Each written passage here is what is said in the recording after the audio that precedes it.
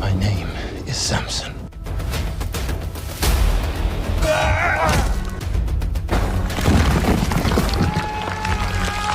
सैमसन एक इजरायली जिसे खुदा ने एक बड़े मकसद के लिए चुना था। एक ऐसा इंसान जो तने तनहा हज़ारों इंसानों को कत्ल कर देने की सलाहियत का मालिक था। उसके पास इतनी ताकत कहाँ से आई? उसकी ताकत का राज क्या था? लेकिन एक औरत की मोहब्बत ने उसे कैसे तबाह कर दिया? आज हम इस वीडियो में बनी इसराइल के सबसे ताकतवर तरीन शख्स सैमसन के मुताल्लिक जानेंगे। हज़रत मूसा अलैहिस्सलाम के इस दुनिया से पर्दा फरमाने के बाद कौम बनी इसराइल में रफ्ता रफ्ता सरकशी, बदफेली और बुत परस्ती फिर से आम होने लगी। लिहाजा बतौर सज़ा अल्लाह ने कौम अमालका को बनी इसराइल पर मुसल्लत कर दिया। इस कौम ने बनी इसराइल पर हमला करके उनके शहर और इलाके छीन लिए, उनके लोगों को गिरफ्तार कर लिया और तरह तरह के जुल्म ढाने लगे। ऐसे हालत में कौम बनी इसराइल में एक लड़का पैदा हुआ जिसका नाम सैमसन रखा गया। सैमसन कबीला दानियाल की नस्ल से था, जो बनी इसराइल के 12 कबीलों में से एक था। रिवायतों के मुताबिक सैमसन की पैदाइश से कबल उसकी माँ ने खुदा से ये दुआ मांगी थी कि अगर उसके घर में लड़का पैदा हुआ तो वो उसे शराब और दीगर बुराइयों से दूर रखेगी। इसके अलावा ज़िंदगी में कभी उसके बाल ना कटवाएगी। लिहाजा सैमसन की पैदाइश के बाद कभी उसके बाल ना कटवाए गए। सैमसन आहिस्ता आहिस्ता जब बड़ा हुआ तो दूसरे लड़कों की निस्बत जिस्मानी तौर पर बहुत ज़्यादा ताकतवर था। इतना ताकतवर कि एक मर्तबा जंगल से गुजरते हुए सैमसन का सामना एक शेर से हो गया। सैमसन ने उस शेर को बकरी के बच्चे की तरह चीर डाला।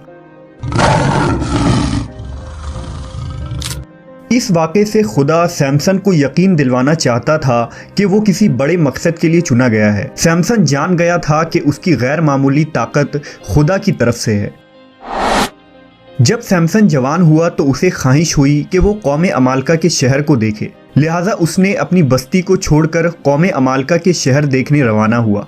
वहाँ सैमसन की मुलाकात तीमना नामी एक लड़की से हुई। ये दोनों आपस में मोहब्बत करने लगे। अपने ख़ानदानी झगड़ों के बावजूद इन दोनों ने एक होने का फ़ैसला किया। लेकिन इस शादी के दौरान सैमसन अपनी शादी में आए मेहमानों यानी कौम अमालका के चंद लोगों से एक शर्त हार बैठा।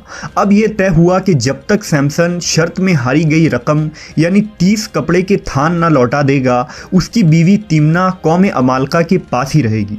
लिहाजा सैमसन मायूस होकर उस शहर से निकल गया। जब वो कुछ दूर गया तो उसे एक इस्राएली काफिला नजर आया।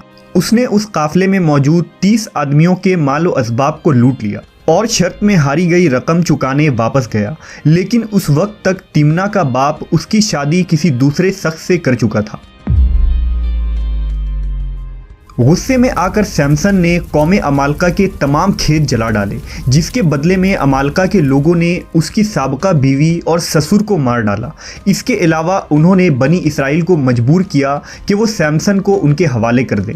बनी इसराइल ने अपनी जान बचाने के खातिर सैमसन को कौम अमालका के हवाले कर दिया। लेकिन जब कौम अमालका ने सैमसन को पकड़ा तो सैमसन ने अमालका के काबू में आने के बजाय महज एक गधे की हड्डी की मदद से उनके 1000 सिपाही मार डाले।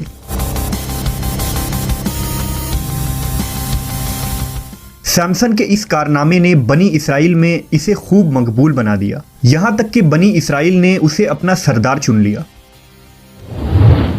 दूसरी तरफ कौम अमालका में सैमसन का खौफ इस तरह बैठ गया कि वो सैमसन के मुकाबले में आने से कतराने लगे। उनकी ग़ुलामी में रहने वाली कौम यानी बनी इसराइल अब सैमसन के बलबूते पर अमालका से जंग के ख्वाब देखने लगे। लिहाजा कौम अमालका की नींद उड़ गई और वो दिन रात सैमसन के खिलाफ साजिशें करने लगे। जब कोई भी चाल कामयाब न हुई तो उन्होंने अपनी कौम से दलाइला नामी एक औरत को चुना, जो निहायत ही हसीन और खूबसूरत औरत थी। उसे सैमसन के ताकत के राज जानने की जिम्मेदारी सौंपी गई। बदले में अमालका के तमाम सरदारों ने उसे 1100 चांदी के सिक्के देने का वादा किया। वो औरत सैमसन से मिलने में कामयाब हो गई। जब सैमसन ने उसे देखा तो वो उसके नाज़ो अंदाज से मुतासिर होकर उसका दीवाना बन बैठा। इस तरह सैमसन और दलाइला एक साथ वक्त गुजारने लगे और दोनों मज़ीद करीब हो गए। एक दिन मौका देखकर दलाइला ने सैमसन से उसके ताकत का राज दरियाफ्त किया, जिसे सैमसन ने टाल दिया। रफ्ता रफ्ता दलाइला उससे इसरार करने लगी, यहाँ तक कि उसने सैमसन को धमकी दी कि अगर वो उसे अपना राज ना बताएगा तो वो उससे इलाहिदा हो जाएगी। इश्क के हाथों मजबूर सैमसन ने दलाइला को बताया कि वो जब से पैदा हुआ है उसके बालों को नहीं काटा गया और उसकी शानदार ताकत का राज भी इन्हीं बालों में है। लिहाजा एक रात जब सैमसन दलाइला के गोद में सर रखकर सो रहा था तो मौका देखकर दलाइला ने उसके बालों को काट दिया। इस रात अमालका के सिपाहियों ने सैमसन पर हमला कर दिया, लेकिन इस मर्तबा वो अपना दिफा न कर सका। अमालका ने सैमसन को गिरफ्तार करके उसके साथ इंतहाई जिल्लत आमेज सुलूक किया। जंजीरों में जकड़कर उसकी आंखें निकाल दी गईं और उसे एक अंधेरी कोठरी में बंद कर दिया गया। इस काम के बदले में दलाइला को खूब माल और दौलत से नवाजा गया। सैमसन पर फतह पाने की खुशी में कौम अमालका ने एक तकरीब का ऐलान किया। कौम अमालका का अकीदा था कि उनके देवता दजौन ने उन्हें सैमसन पर जीत दी थी, इसलिए वो उस देवता के मंदिर में अपनी जीत का जश्न मनाने जमा हुए। अगले दिन तमाम आम व ख़ास और अवाम उस जगह जमा थे। ऐसे में बादशाह के हुक्म पर उनके सबसे बड़े दुश्मन सैमसन को जंजीरों में जकड़कर पेश किया गया। महल में मौजूद तमाम लोगों ने उसके साथ बदतमीजियाँ की और उस पर कूड़ा करकट फेंकने लगे।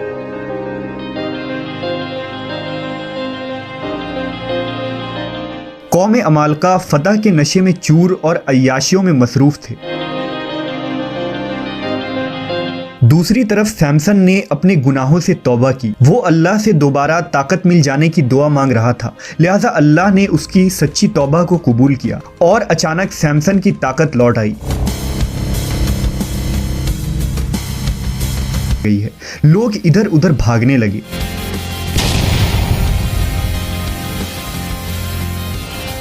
थोड़ी ही देर में महल ज़मींदोज़ हो चुका था। इस वाक़े में अमालका के 3000 लोग मारे गए।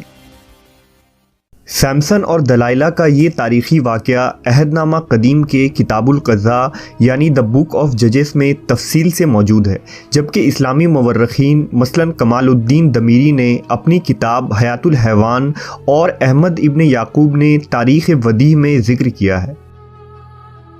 सैमसन अहले किताब के लिए एक अजीम अल्हाम और एहतराम की कहानी है।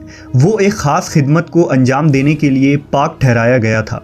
खुदा ने सैमसन को बेहिसाब ताकत दी थी, लेकिन साथ ही उसे खुदा की इताअत भी करने का हुक्म मिला था। लेकिन सैमसन औरतों की फितनों में पड़ गया, लिहाजा खुदा ने उस पर से अपनी बरकतें हटा दी।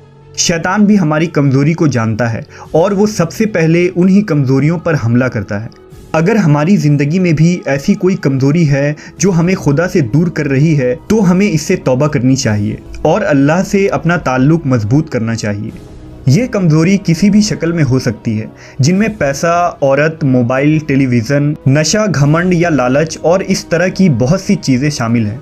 सैमसन की ज़िंदगी हमारे लिए एक सबक है कि हम अपनी कमज़ोरियों के ग़ुलाम न बने और शैतान को अपनी ज़िंदगी में मौका न दें।